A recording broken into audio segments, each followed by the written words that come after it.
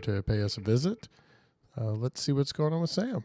Thanks for making time. I know we've been both road warriors this last few wintry months. I don't know what's wrong with us, but it seems like we're both been going in opposite directions on the highway. Yeah. So one thing I did want to get into a little bit like of your history and everything, but what I've been doing a lot of the episodes lately is starting off with more of how I know who the person is. So to be 100% honest, I had a night where I had no plans and you were playing at the Monarch. Yeah.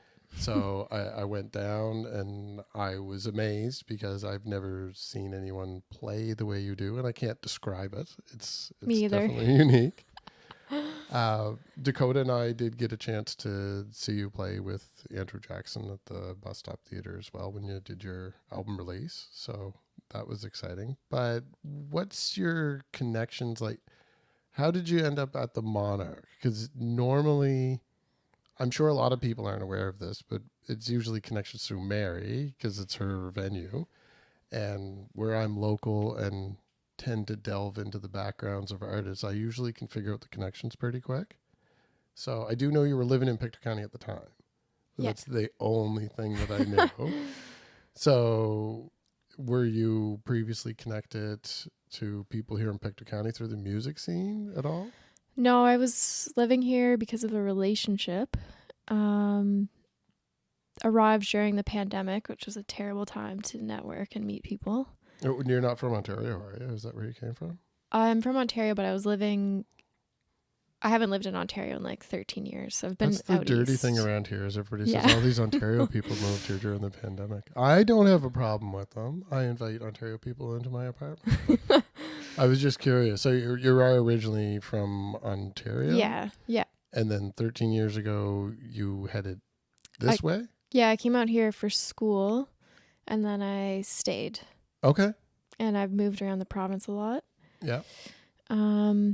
I can't remember if I reached out to Mary or if she reached out to me first for the Monarch, but I actually played there with Andrew first. Okay. And then the second time played there solo. And Andrew's a name that I hear his name around the county, like for going years back. So I mean, I know he's well connected. But aside from that, what made you stay in this area, like on the East Coast? Like, were you taking music classes, or were you taking something different for school altogether? I was doing a music degree. Yeah. And then I quit music for a year after graduating. And then picked it back up again. And my family's from PEI. Oh, okay. So I knew like the vibe of the East Coast. Yeah. Because we'd come out here to visit them. Everyone born here has a little bit of salt water in their veins. So even if they migrate, eventually somebody in the family has to start bringing everything back. The salt water, it's not scientific, but I would challenge anyone to disprove that theory. Yeah. It always happens. Yeah, and I just didn't want to live in Ontario. It's like cement and strip malls and cement and people and the population is going up here over the last few years, but there's still lots of space. Like there's lots of areas to get away from it all if you really want to. Like even though I've been ripping up to Halifax every chance I get, come in the summers, my Halifax friends aren't going to see me as much because I've got Mulberry Beach and Powell's, and then there's the beaches up in Pictou, and like the whole county's full of beaches. Yeah, so it's beautiful. Yeah, it's very easy to get away if you want to. You can always find privacy somewhere. Yeah. So your musical stylings, your influences, and I did mention as you came in, I recently listened to your episode of the Friendly Heckler with Zachary Miller, which it was a very fun listen. So anyone that's listening to this, go listen to that too. I 100% support what Zachary's doing. It's awesome down there. And it was a really fun episode. You guys get into a little bit too, but where is this coming from? Because you have your musical influences that you do delve into a little bit with that one are older. Like you don't have the reference points that somebody typically would have of your assumed age, which I'm not even asking you. So. But yeah, you're like, you were talking about stuff from 1920s and everything, like even. Yeah. So what led you to start to looking into like old jazz music and different stuff than what you're hearing on, like, pop culture is not pushing that stuff at you. So where is that influence coming from? That's a good way to frame it, because I'm constantly reflecting on like, what am I listening to and how did I end up getting there? Well, you could see from my apartment, if you look around, I'm definitely a pop culture guy. Yeah. But I like the connections, but I 100%, like, even if I know something that's really cool indie, I could probably tie it back to an origin of something I know that was super mainstream pop culture. Yeah.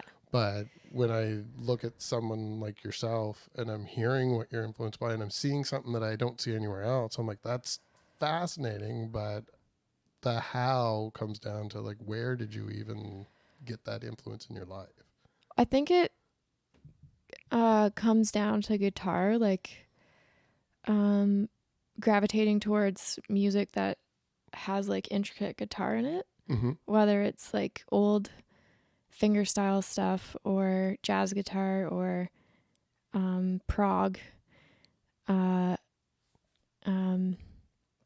then just following these threads of, like, I guess an example would be, I in high school listened to Led Zeppelin, and then through that I can't remember the artist's name, but I found this song Angie, which another Scottish guitar player had recorded, and it wasn't, it was like an original of, like, so you kind of like go down this rabbit hole of like who influenced who. Sure. And then Led Zeppelin actually was a big one for me in high school, and when you follow it back, goes into all the blues legends and everything. Exactly. Like, so I can kind of see the correlation there. Yeah. So. Yeah, and then getting into certain well, I should say, I would say for right now, if I'm like talking about now, my students will be like, I want to learn this song, and then I'll be like, oh, and then that leads me down a rabbit hole. Like, they wanted to learn Sunflower River Blues by John Fahey, and then I went down this John Fahey acoustic guitar path for a few weeks. And that inevitably like seeps into what you're writing, maybe. Yeah. But if I were like to describe my influences, the first one would have been David Gilmour, and then like all those, like, you know, classic rock guitar players in high school, and then getting, so you were digging into what they were influenced by, and then you were influenced by that as well. So you see, that's I can see how that same as, like I say, like if you listen to Nirvana, the next thing you're listening to Greg Sage or something, like like you just delved into some other random influence that you read about. Yeah. So a buildup of that over your lifetime, and then I imagine where you were taking a music degree, there's a lot of different influences that came into play there, but you never landed on a genre. You're 100% experimental, but it sounds like improvisation. Yeah. But I've seen you perform live more than once. I've heard you online. I've seen a few different videos, and like the album you just set out with Andrew as well. Like, you can definitely just later on say, oh yeah, this is that song. Yeah. And then pick it up and play it again.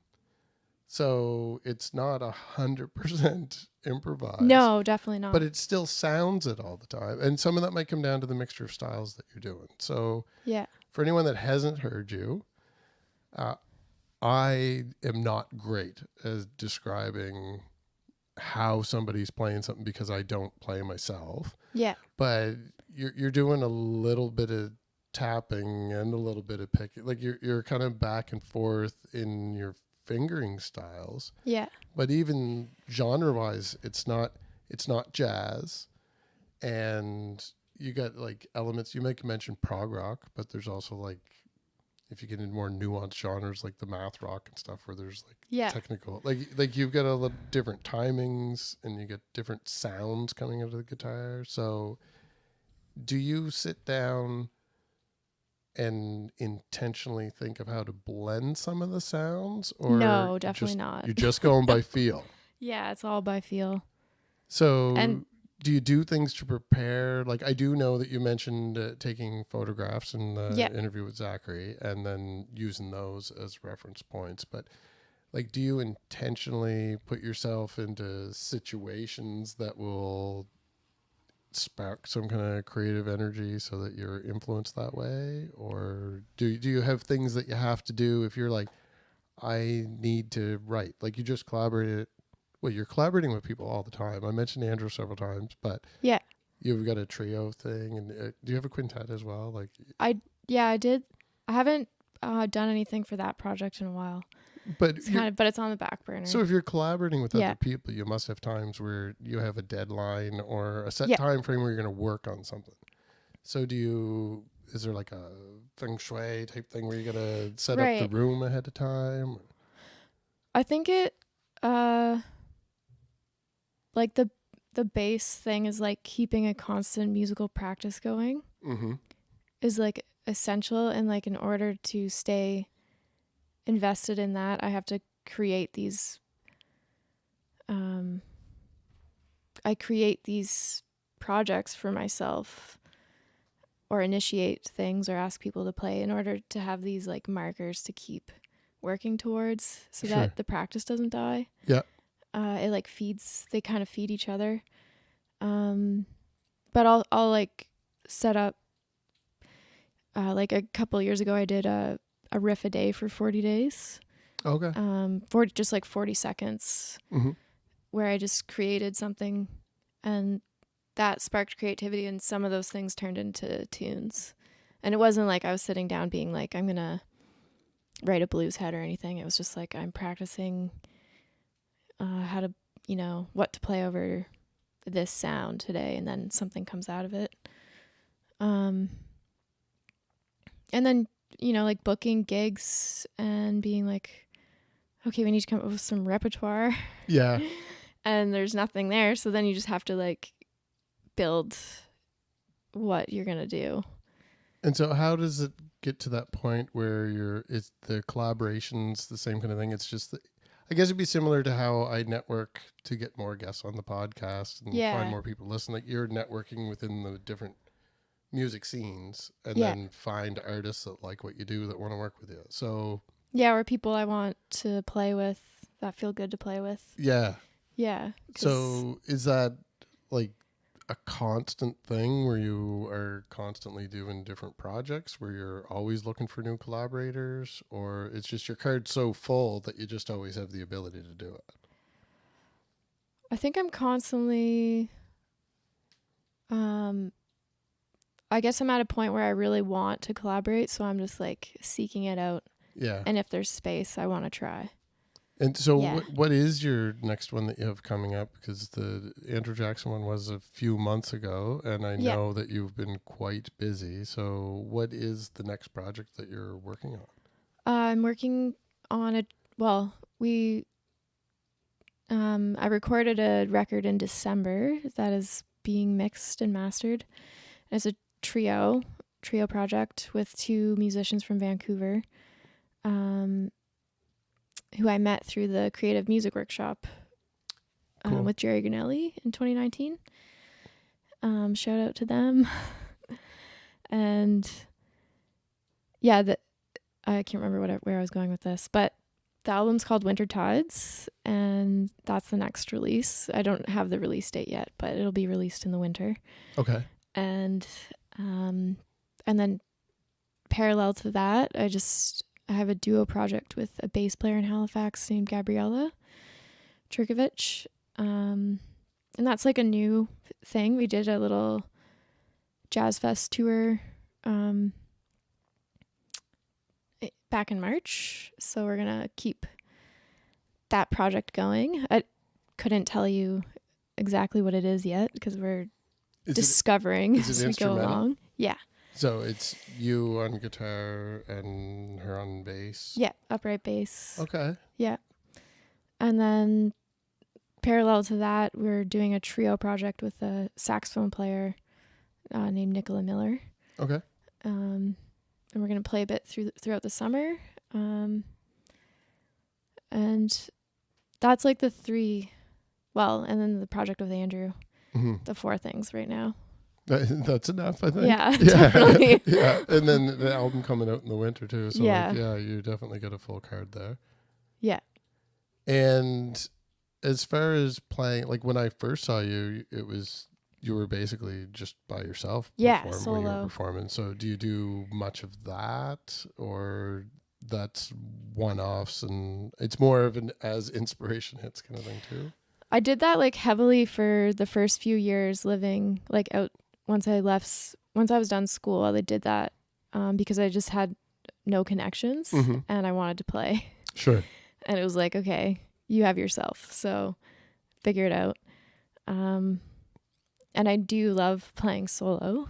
But I think after being isolated for a few years, I'm like really just wanting to connect and play with other people. And then if there's a situation where it's like, oh, this would suit solo, I'll work for that. Like, yeah, sure. Yeah. I can 100% relate. Yeah. The whole podcast thing came out of that same isolation, and my brother Andrew that does our regular bi-weekly, he's still doing the bi-weekly with me, but the extra stuff, it's the same kind of idea. If it seems like it feels right, or if I have the opportunity, then I'll just go do that as well, which is what we're doing today. This is one of those episodes. So yeah, definitely a little bit of correlation there. So for people in the Pictou County area, you're down here teaching as well? Yeah, I teach in Scottsburn on Mondays at the... Okay. Yeah. So that's keeping your 1 foot still here in the county, so you're back and forth and able to do things like you're here today. So in Halifax, are you just full-time musician? At the moment, yeah. So congratulations. Thanks. That's a big thing. And this will air after this year's ECMAs, but we're recording just shortly before. I did see you were nominated last year as well. Yeah. So coming out of that, did you find the exposure from having a nomination got you a lot of activity in our region, or was it more so that all the work led to that, and by the time you were already nominated, the people you needed to know already knew you? I would say that. Yeah. Yeah. And yeah, I still find it when you say region, you mean like the East Coast. Yeah. But I mean, I'm still finding it a little challenging to break out of Nova Scotia. Yeah, okay. I think it's the genre and it's not very marketable. I'm not like, I'm this. It's just... Well, that is one thing that I have a hard time, like I said, I already acknowledge I have a hard time describing the style because it's very, very unique. But one thing I think, I wasn't actually going to mention this on the podcast, but you've kind of alluded to the fact that you have a similar personality for kind of going down rabbit holes. Yeah, yeah. So when I first started doing the podcast, it was, I'm going to find out what discography they have and kind of use that as a timeline for who they are as an artist. But that's like garbage to use right now for most people because everyone's like digital and EPs and everything else. Yeah. But I ran into with yourself the even harder aspect that because you have different projects, like your website's great. There's lots of information there for anyone that's listening that wants to go learn more about you. Definitely can go check out your website. But I'm not used to, because of my dated experience with music, I'm not used to saying like, oh, okay, well, here's the catalog and it has a chronological order. Yeah. You've got all different projects that even like some parallel, some back to back, some like you've got things that overlap. So it's a little harder, but it's very similar to the style of music that you're playing and how you're mixing genres. It really is fascinating because it's very unique. But Thanks. it seems to be all the way around that same pattern. Yeah. So do you find it hard to keep track of what's currently happening and forecasting where you're going to be? Like myself, I would have a hard time if I knew I was collaborating here or doing a solo thing here and then thinking, well, in 3 months, am I still doing the collaboration because that involves other people? Yeah. Or am I still going to have the bandwidth to do something on my own because if I falter, that's only me working on it, so I have to be 100%. Yeah. Is that any type of struggle, or do you have some kind of advice for me on that I could use? I think where it came from, this method of or mode of being all over the map is like my peers are also all really busy. Yeah. And it's like sometimes this person's not available for the gig, so you have to find a replacement, and it's hard to just have in this like instrumental jazz thing, for lack of a better description, because sometimes anyways, unlike like if you have a rock band and you're like we're this, it's more like I'm constantly just adapting to the whatever opportunity I can grab. Sure. And it's similar to, like, for anyone that doesn't listen to the different styles that you're coming from. Yeah. And listens maybe more to rock, like you say, that's where your influences originally came from as well. Or like independent stuff that we're seeing in the region for alternative music. Every one of those bands at some point either performed with a group of people or was in an ongoing jam band where they just kind of all get, and it's more of a party East Coast environment that you see that happen where a bunch of people are together and they're like, hey, we all have guitars here, let's play. Yeah. But I do see that, not that I frequent it often, but I've been to the local a couple times and I noticed that there's, like, through the week, there's different people playing. And I had noticed it kind of precursory because there's other things going on. I just maybe stopped in for a bite to eat or something. But having spent a little bit more time there this year, I have noticed, well, Andrew, somebody that I ran into there, they're changing out. Yeah, like when I said hi to Andrew, he was sitting down with a group of people, but then 10 minutes later, he was up playing trombone. And there was music the whole time. If you're not looking at what's happening, you don't even see people swapping in and out. Yeah. So that's all kind of some of the songs I do recognize. So, I mean, I know it's not just 100% made up on the spot. Yeah. But that's got that same, it's that jazz element and that jam band kind of stuff all mixed together. So that must be your circle of friends. Like, that must be your people. Yeah. And there's like, I can't remember what I was going to say. I think too, like, the music is influenced by the environment. Like, so like it'd be hard to come out here and just do a straight up New York bebop sound. Like, it just doesn't, absolutely. It's not, that's not where we are. Yeah. And that's why I keep gravitating towards the city, because there's certain sounds that feel like Halifax. Yeah. And now being in Pictou County, I'm sure you know, because you were living here not long ago. Yeah. We have so many venues now. Like, I constantly mention that downtown Glasgow, as small as it is, which is just basically 2 streets in a circle. Yeah. But we have 3 music venues all on the one street that will have performances going on at all of them. And there's a crew of people watching each one of the shows. They might not all be sold out, but you'll have a sold out show and a decent crowd at the other ones. And Glasgow Square and the Monarch, where I'd seen you, like, there's obviously a scene here in Pictou County that people are supporting, or we wouldn't have that many venues in the first place. Yeah. But I do see a lot of things coming out of our region they don't sound like Halifax bands. Yeah. And the Halifax bands that come down here do well because they don't sound like Pictou County bands. And then you go up to Cape Breton and it's a whole other sound. Yeah, exactly.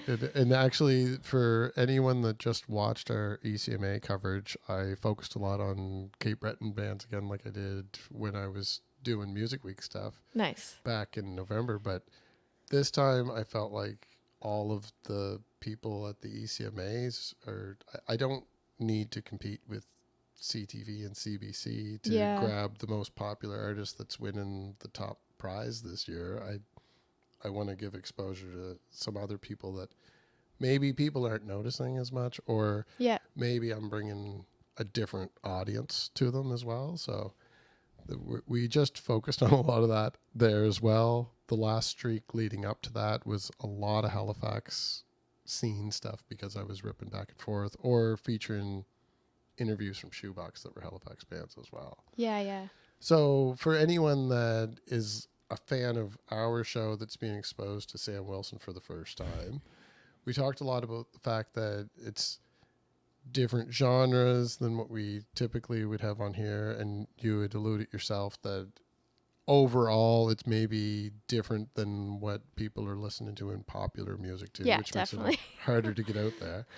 So I can definitely see where there's elements that it can lean itself into a lot of other things that I do enjoy in pop culture. Like I could see that being used in mixed media. For sure. And another thing that I wish I knew more about, but when it comes to other art disciplines, like, anyone that watches the show sees my comic stuff in the background all the time, but other art outside of that, like painting and sculptures and everything like that, I feel like some of the stuff you do kind of leans itself towards performance art. And being paired with other types of exhibits. You just had something posted on, I don't know if it's something you attended. Were you playing at the library for the thing that was Yes. So that's a good, you just like made me realize it was like, that's exactly the collaborations that I want to get more into. So the library, my friend Tom Richards and I came up with this idea at the local one night to do a site-specific performance. So like writing the music for the place that we were performing. He took the idea and did all the work, and I just got to play in it, which was nice. So there was 4 ensembles, each designed for each floor of the library, and then we all played the same music, but it was very open. So like some graphic scores, some melodies written out, and the idea is that you could kind of hear each ensemble bleeding into the through the middle of the library where those stairs are. And it was very ambient, ethereal, very instrumental, improvised, super suited to that space. Just seeing it happening was triggering my fear of missing out. And then at the same time, it was really cool. It would have driven me nuts being there because I couldn't capture any of it. And I don't think I could even explain it the way that you just did. Like I knew enough from reading the ad, but then I was like, oh man, that's something you have to experience. And that's kind of what I'm getting more into, is the experience of the in the moment show. And that's improvise, and because I am in other settings where it is just improvising. Not that my records reflect that. But another one, there's a dance company in Halifax called Votive Dance, and Andrew and I played in a show with them back in November that he wrote the music for. But most recently they had a fundraiser where they it was all improvised, so you just order up dancers and musicians, and it was so fun. And it was that doesn't really translate as well to a recording as if you're in the space in the room with the performer. So I'm really into that stuff. So being that it would be hard for anyone to keep a beat on exactly where you are with those different ideas, and I'm sure that a month from now, there's another cool idea that you didn't think of yet. Yeah. Where should people look for you online to keep up to date with what's happening? Yeah, I'm pretty active on Instagram. So the handle is at Sam Wilson MUSIQ music. And then my website is the same. So it's just samwilsonmusic.com. All right. We'll have links for that down in the description of this episode. Sweet. For anyone. So while I have you here too, Dakota, being that she has seen you live before, I thought I'd bring her out here for the interview. So she's been sitting very, very quietly beside me the whole time. Nobody would have heard a thing. But I'm just going to bring her in here for a quick second.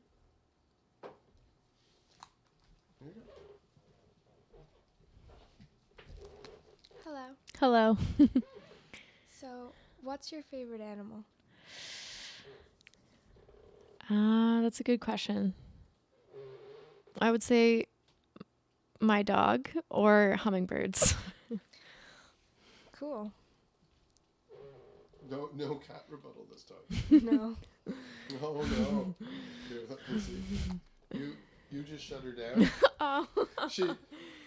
She loves all animals. I'll tell you that one right off the bat. But I found this funny because I knew she was going to end up asking you that. And I know that you have a dog because you had mentioned it before. So I don't think anybody that's ever been on has been a dog person. Oh. It almost like there's a ton of cat showing up on cameras when we're doing interviews and people are doing video calls. There's always cats going by. And when people are sitting in different locations, there's always a cat shows up. And like, this is the one apartment that doesn't have a cat in it, apparently. So it's just been funny to have been cat. And then I bring on the person that I can't describe what their music sounds like or the genre. I say it's very unique. And you say dog. That's perfect. I didn't make her do that so that would happen, but I just thought of that as we went along. Is that fair? She shut you down with the dog. All right, so we'll keep an eye out for any live performances coming up, and when we get the chance, we'll share some of that through our social medias and pop out and see you too. You do have a show coming up in Antigonish. I'm not sure if this will be out before that. Yeah, it's in May 12th. Okay. At Red Sky Gallery, and then on Paper Books in Cape Breton on May 13th. Oh, perfect. Well, I'll try to get it out before those two dates so that it kind of ties in with the promotion of my new Cape Breton friends that were just on, even though I didn't record those or meet them yet. Nice. And your upcoming shows. Sweet. Perfect. Thank you so much. Thank you. Yeah. Bye.